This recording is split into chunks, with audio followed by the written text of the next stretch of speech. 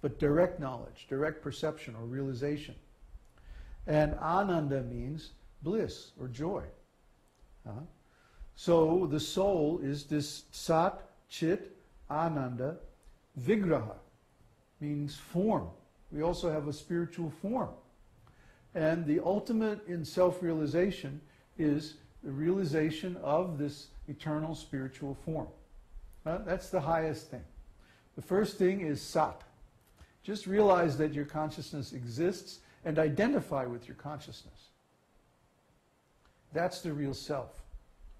Everything else is simply reflected in your consciousness, like a mirror. But consciousness is the real thing. How do you become aware of consciousness? I can't explain it. You just do it. Just keep trying until you can do it. Because you can do it. That's the most important thing. Most important thing is to be aware that you are consciousness and you can become aware of your consciousness. Now that you know you can do it, you keep trying until you actually succeed. You have to practice it. And the biggest part of this practice is to tell the difference between consciousness and the mind. Because the mind always wants to say, I'm your consciousness. No, mind is not your consciousness.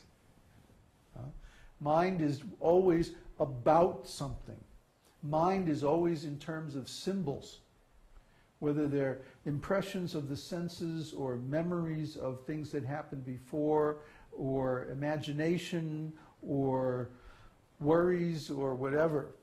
Mind is always in terms of some material qualities. But spirit is pure consciousness. I don't know how many times I have to say that.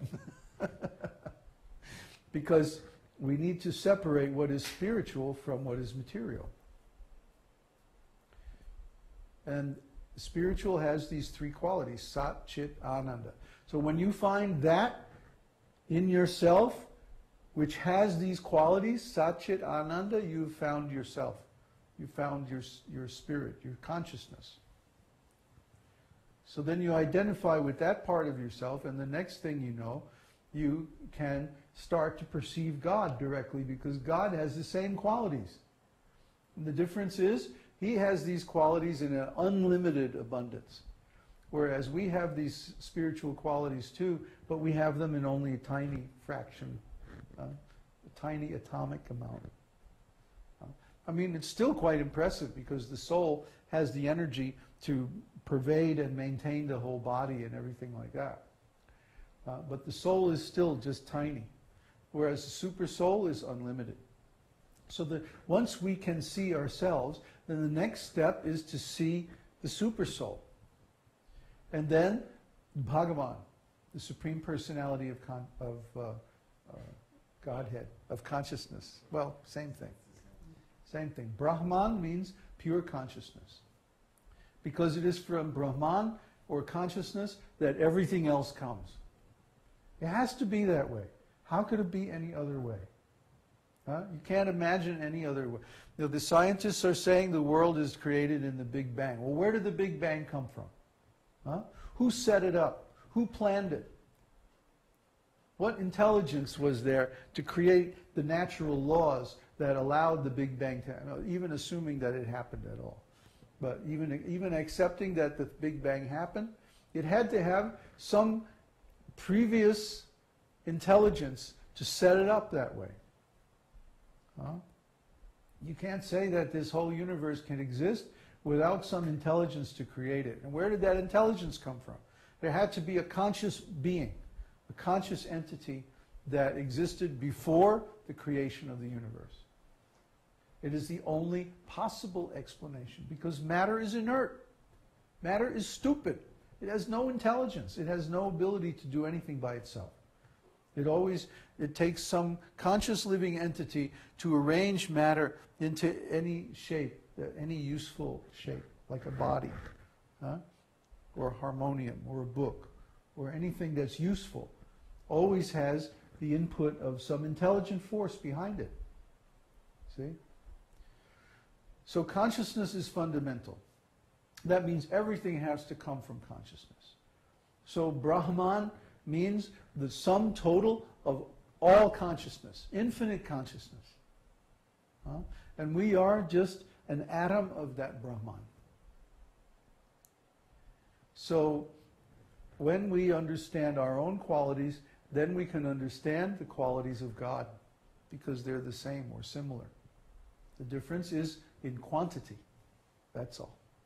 Otherwise, we're the same. So, Brahmeti, Paramatmeti, Bhagavaniti Shabdyate. The devotees know the Lord in these three aspects: Brahman, Paramatma, and Bhagavan. And those things are realized in turn, one after another. The first thing we realize is Brahman, consciousness. And then we realize the Paramatma, and then we realize Bhagavan. Directly, not just in theory. Although, yeah, we have to know the theory to understand what we're doing. The theory is necessary but not sufficient for actual self-realization. To attain actual self-realization, we have to practice. And that means we have to sit down, close the door, shut off the senses, go inside, and discriminate between mind, intelligence, false ego, and actual consciousness or self. And once we can do that, not just think about it, not just talk about it, but actually do it, that's self-realization. That's Brahman realization. And then everything comes from there. Everything grows from there. Why is it that Srila Prabhupada spoke on Bhagavad Gita 2.13 more than any other verse in the scriptures? He gave more classes over his 12 years of preaching all around the world.